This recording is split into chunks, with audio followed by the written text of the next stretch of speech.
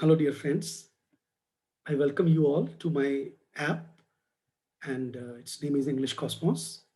And today I'm going to teach you a poem which is written by Jeev Patel. आपको सभी को मालूम है कि हम एक ऐसे टाइम में जी रहे हैं जब हम अ, बहुत ज़्यादा एनवायरनमेंट या पर्यावरण के बारे में नहीं सोचते हैं। तो इंडियन इंग्लिश पोइट्री में जीव पटेल एक बहुत ही फेमस नाम है और इन्होंने एक बहुत खूबसूरत कविता लिखी है जिसमें उन्होंने ये बताने की कोशिश की है कि एक पेड़ को जिसे कविता का नाम देखिए क्या है, ऑन किलिंग अ ट्री। तो ऑन किलिंग अ ट्री का मतलब क्या होता है? क्या आपको मालूम है? ट्री को तो कट किया जाता है, किलिंग नहीं किया जाता। लेकिन अगर राइटर उसके लिए किलिंग वर्ड यूज कर रहा है तो इसका मतलब है कि वो ट्री को इंसान समझ रहा है या कोई जानवर समझ रहा है, लेकिन निर्जीव बिल्कुल नहीं समझ रहा है। The poet is not considering a tree inanimate thing. निर्जीव को क्या बोलते हैं? इनएनिमेट। तो ध्यान से देखिए, एक आदमी कुल्हाड़ी लेकर के उस पेड़ को काटता हुआ आपको दिख रहा है। आइए हम स्टार्ट करते हैं। Introduction to the lesson. The poet sensitizes the reader. ऐसा दृश्य कवि ने दिखाया है कविता में कि हम थोड़े से इमोशनल हो जाएं, सेंसिटाइज हो जाएं, सेंसिटिव हो जाएं, एंड हाईलाइट्स द फैक्ट। और इस फैक्ट को उजागर किया है that trees are living things. Okay, and he has equated, उसने बराबर करा करके दिखाया है पेड़ों को ह्यूमन बींग्स के साथ में। और हमको मना कर रहा है कि उनको हम डिस्ट्रॉय ना करें, हम उनको ना काटें। A tree does not die by merely cutting. अच्छा, लेकिन एक आपको खास चीज पता होनी चाहिए कि पेड़ और पौधों में एक रेजिलियंस पावर होती है, अर्थात आप उनको काटोगे तो वो फिर उगाते हैं। तो कवि कह रहा है कि अगर ये फिर से रीग्रो कर जाते हैं तो इसका मतलब है कि आप इसको काट काट करके खत्म नहीं कर सकते। इसका मतलब है आपको उनको जड़ से उखाड़ना होगा। अच्छा, यहां पर इसको बोलते हैं आयरनी या थोड़ा सा सार्केस्टिक तरीके से बात करना। इसको समझाता हूं आपको। सार्केस्टिक तरीके से कविता लिखी गई है, जैसे आपके हाथ से कप टूट जाए तो आपकी मम्मी मोस्टली क्या बोलती है बताओ? कि और तोड़ दे एक। तो ऐसे ही एक पेड़ को काटा जा रहा है और थोड़े दिनों बाद वो फिर उगाएगा। तो कवि कह रहा है कि ऐसे थोड़ी ना पेड़ पेड़ कभी मारा जाएगा, खत्म होएगा। उसकी जड़ को उखाड़ो, उसकी जड़ अंदर तक से उसकी जड़ को उखाड़ दो, तब सूखेगा ये। अदरवाइज तुम पेड़ों को नहीं काट सकते। तो आम आदमी या आम स्टूडेंट सोचेगा कि शायद ये जो लिखा है वही कह रहा है। कविता की खास बात क्या होती है? जो लिखा है उसके अंदर की बात को समझना। तो आओ हम समझते हैं। It takes much time to kill a tree. बहुत समय लगता है एक पेड़ को मारने में। Not a simple jab of the knife. Jab का मतलब होता है अटैक। नाइफ मतलब चाकू के एक अटैक से। नॉट लिखा है आगे, विल डू इट। एक अटैक से नहीं मरेगा, एक अटैक से काम नहीं चलने वाला। एक अटैक से काम नहीं चलेगा। इट हैज ग्रोन, इट पेड़ के लिए आया। ग्रोन का मतलब ग्रो की थर्ड फॉर्म है। ये बढ़ा है, बढ़ चुका है। स्लोली, धीरे धीरे। कंज्यूमिंग मतलब खाते हुए, ग्रहण करते हुए। द अर्थ, अर्थ का मतलब है यहाँ पे मिट्टी। राइजिंग आउट ऑफ इट, धरती से निकलता हुआ। फीडिंग, खाता हुआ, पोषण लेता हुआ। Upon its crust. आपको पता ही है कि पेड़ को कोई भोजन थोड़ी ना देते हैं हम लोग। मिट्टी से जो न्यूट्रिएंट्स, पोषक तत्व खाता रहता है। क्रस्ट मतलब सतह पर। एब्जॉर्बिंग, सोखता है। ईयर्स ऑफ सनलाइट, सालों दर साल, साल दर साल सूरज की रोशनी से प्रकाश संश्लेषण यानी फोटोसिंथेसिस करता है और अपना खाना बनाता है। समझ रहे हैं ना? हवा यानी कि कार्बन डाइऑक्साइड गैस, वाटर पानी, and out of its leprous height. Leprous का मतलब होता है, जैसे आपने कोई ऐसा आदमी देखा होगा जिसको स्किन की बीमारी हो जाती है, जिसके धब्बे धब्बे पड़ जाते हैं। तो कभी कह रहा है कि ये जो इसकी धब्बे धब्बे पड़ी वाली जो हाइट, हाइट का मतलब होता है चमड़ी। यहाँ पर आएगा तना, उसकी आउटर सरफेस। स्प्राउटिंग लीव्स, और फिर वहां से पत्ते। स्प्राउट मतलब अंकुरित होने लगते हैं। ठीक है, यहाँ पे मैंने मीनिंग दिया है। जैब का मतलब सडन रफ ब्लो। लेप्रोसाइड का मतलब डिसकलर्ड बार्क। और फिर मैंने इसका इंग्लिश में मीनिंग दे दिया यहाँ पे। ठीक है, so hack and chop. Hack and chop का मतलब होता है टुकड़े टुकड़े काटना। But this alone won't do it. लेकिन सिवाय केवल इससे भी काम नहीं चलेगा। Not so much pain will do it. इससे इसको ज्यादा पेन नहीं होगा पेड़ को। The bleeding bark. अब आपको तो मालूम है कि पेड़ के खून नहीं आता है, लेकिन थोड़ा बहुत रस तो निकलता ही है। और कवि उसको पर्सोनिफाई करके दिख रहा है, जिंदा इंसान की तरह दिख रहा है, जानवर की तरह देख रहा है जिनके खून निकलता है। कवि कह रहा है कि इसकी बार्क मतलब तना, इसके तने में से खून निकल रहा है, विल हील, वो थोड़े दिनों में सूख जाएगा, आपको पता ही गोंद बन जाता है वो। And from close to the ground, और तुम अगर बहुत ज्यादा धरती के नजदीक से जहां से तना उग रहा है काटोगे, विल राइज, तो ये फिर से उग जाएगा। कर्ल्ड ग्रीन ट्विग्स, घुमावदार हरी हरी ट्विग्स मैंने टहनियां उगाएंगी। मिनिएचर बाउस, मिनिएचर का मतलब होता है छोटे छोटे। एक पेड़ में से, जैसे ये पेड़ है और इसमें से एक छोटा सा तना निकला, उसके चारों तरफ पत्ते आ गए, तो वो भी अपने आप में एक छोटा सा पेड़ है। आप कई तरह के पेड़, तो कभी कह रहा है कि एक पेड़ में जब तुम काट दोगे, नीचे से जड़ें नहीं उखाड़ोगे, तो कई छोटे छोटे छोटे छोटे पेड़ वहां पे, मिनिएचर छोटे छोटे बाउस मतलब पेड़ों के झुंड उगाएंगे, विच इफ अनचेक्ड, जो अगर तुमने कंट्रोल में नहीं रखे, अनचेक्ड रखे यानी कंट्रोल में नहीं रखे, विल एक्सपैंड अगेन, तो फिर से वो विस्तृत रूप धारण कर लेगा पेड़, टू फॉर्मर साइज, अपने पिछले साइज में आ जाएगा। फिर मैंने इसका इंग्लिश एक्सप्लेनेशन दिया है, फिर देखिए पेड़ दिखाया है, right. No, the root is to be pulled out, हमारे साथ बात कर रहा है, कभी कह रहा है नहीं नहीं, जड़ को खींचना होगा, पुल्ड आउट पूरा, out of the anchoring earth. Anchoring का मतलब क्या होता है? आपने कभी देखा है जो जहाज होता है पानी का, उस पानी के जहाज को जब हम लोग पानी के बिल्कुल बीचों बीच अगर रोकना है, उसके तो ब्रेक तो होते नहीं है, तो उसके बीचों बीच एक लोहे का बहुत बड़ा एक ऐसा एक एंकर नाम की चीज होती है, बहुत भारी, उसको छोड़ देते हैं नाव को हल्का सा खोल करके। तो आप कहोगे कि नाव में पानी भरा आएगा, वो कुछ सिस्टम होता है उससे, या जहाज को इसमें से उसको एंकर बोलते हैं। तो वो नीचे तक चला जाता है और फिर जहाज जो है वो डावाडोल नहीं होता, चाहे कितनी आंधी आ जाए। भाई जैसे अचानक से तूफान आ गया और जहाज को रोकना हो, तो एंकर छोड़ देते हैं। मतलब आपको मैं ऐसे समझाऊं कि जैसे मान लीजिए कि ये मेरा जहाज है, ओके, और इसके नीचे बहुत बड़ा ये पानी की सतह के ऊपर चल रहा है, और अगर मैं यहाँ से छोड़ दूंगा बहुत भारी लोहा, तो ये जहां है वहीं का वहीं रुक जाएगा, थोड़ा थोड़ा हिलता रहेगा लेकिन डूब नहीं सकता। उसको एंकरिंग बोलते हैं। तो बताओ पेड़ की एंकरिंग क्या होती है? उसकी जड़ें, बहुत विस्तृत जड़ें जो नीचे फैल जाती है ना, धरती में। It is to be roped, उसको तुम्हें रस्सी से बांध करके, टाइड बांधना, रोप्ड मैंने रस्सी से, एंड पुल्ड आउट, बाहर खींचना पड़ेगा, स्नैप्ड आउट, बिल्कुल स्नैप का मतलब होता है झटके से, और पुल्ड आउट एंटायरली, या आपको पूरा का पूरा एंटायरली मतलब संपूर्ण रूप से उसको खींच लेना होगा। आउट फ्रॉम द अर्थ केव, केव का मतलब गुफा होता है, यहाँ पे है वो जो स्थान बना। आप जब पेड़ निकाल लोगे तो एक बहुत खाली सा स्थान दिखेगा ना, कहता है वो अपनी गुफा में यहाँ पे सोया हुआ है, उसको पूरे के पूरे को खींच लो। And the strength of the tree exposed, फिर आपको उस स्ट्रेंथ, जो पेड़ की ताकत है, वो आपके सामने खुल के आ जाएगी कि इसकी ये ताकत थी, ये जड़ें। तो सार्केस्टिक टोन समझ में आ रही है आपको?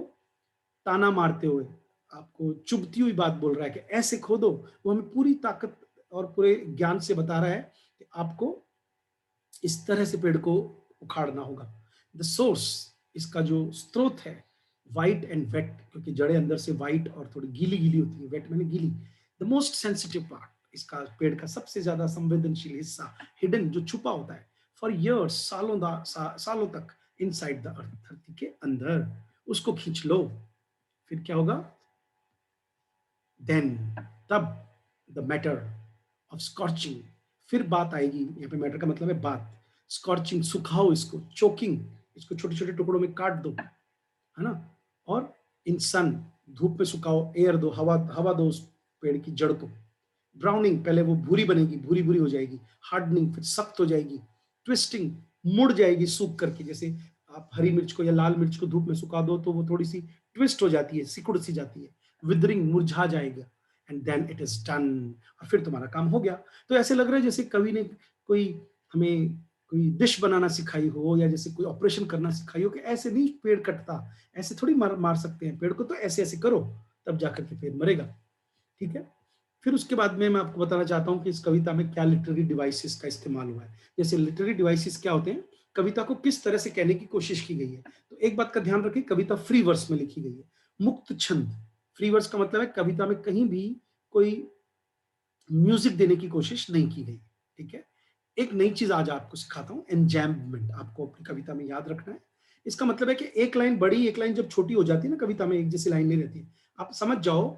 और एक लाइन के बाद कॉमा नहीं आ रहा है, इसका मतलब है कभी लाइन लिखते लिखते अचानक से दूसरी लाइन में चला जाता है, फिर अचानक से तीसरी लाइन में, उसको एंजैम्बमेंट बोलते हैं। ठीक है। और मैंने उसको उदाहरण दे दी कैसे है। फिर मेटाफर है। मेटाफर का मतलब क्या है?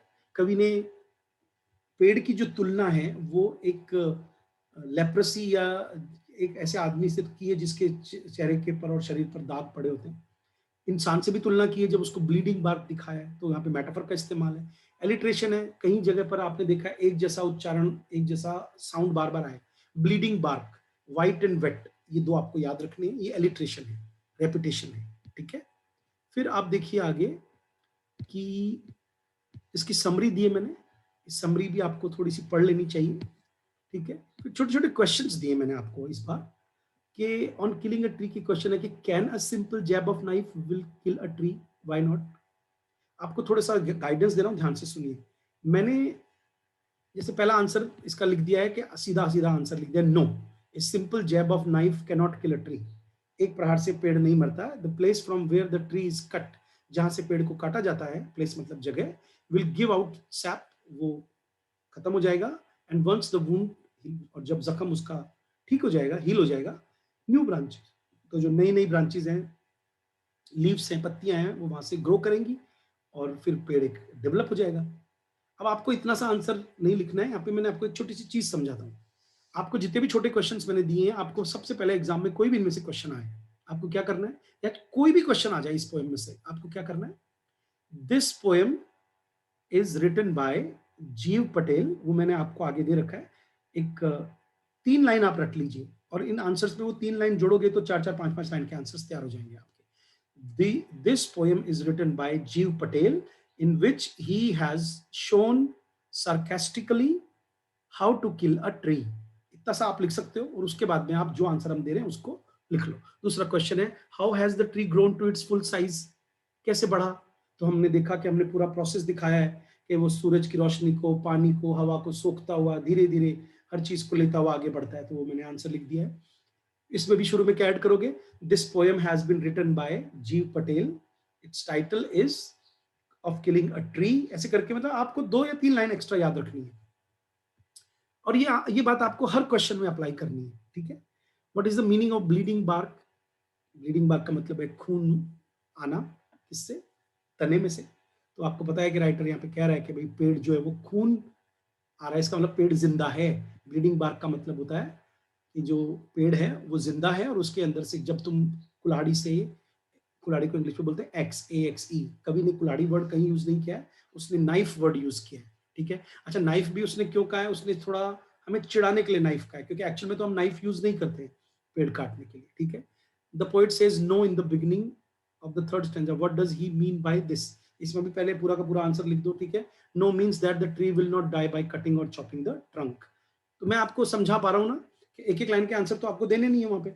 आपको तो 4-4 लाइन के आंसर देने हैं। 4 लाइन बनाने का तरीका क्या है कि वहाँ पे आप जो शुरुआत है कविता की वो ऐड कर दो, ठीक है? What is the meaning of anchoring earth and earth cave? तो वही पहले वो 2 लाइन लिख लो जो मैंने बताई, फिर उसका अर्थ बता दो। एंकरिंग अर्थ मैंने पूरा समझाया है कि जड़ें, उसकी रूट्स जो उसको सपोर्ट देती हैं, और अर्थ केव का मतलब है वो खड्डा, पिट, जिसके अंदर वो जड़ें रहती हैं, ठीक है? जो धरती से पेड़ को बांध कर रखती हैं।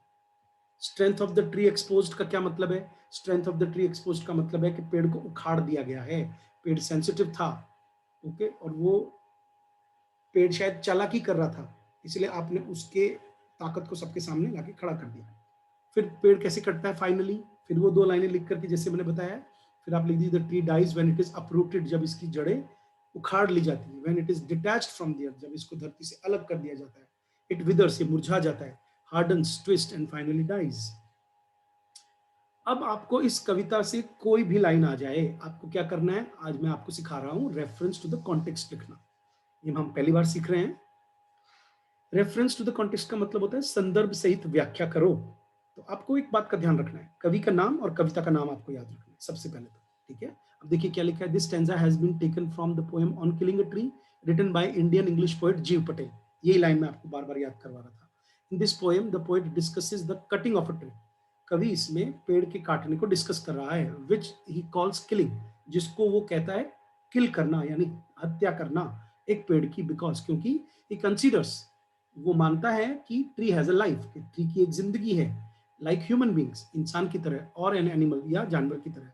It is not an inanimate thing, ये कोई अमूर्त या निर्जीव चीज नहीं है। This poem shows human brutality, ये कविता शो करती है इंसान बहुत ज्यादा ब्रूटल और क्रूअल है, अर्थात निर्दयी है, और वो हिंसा करता है अगेंस्ट नेचर, प्रकृति के खिलाफ, एंड डिस्ट्रक्टिव पावर है इंसान की। ये डिस्ट्रक्टिव का मतलब क्या होता है? बर्बाद कर देने वाली पावर है, ग्रीड और लालच है इंसान का, विच इज डिस्ट्रॉइंग नेचर।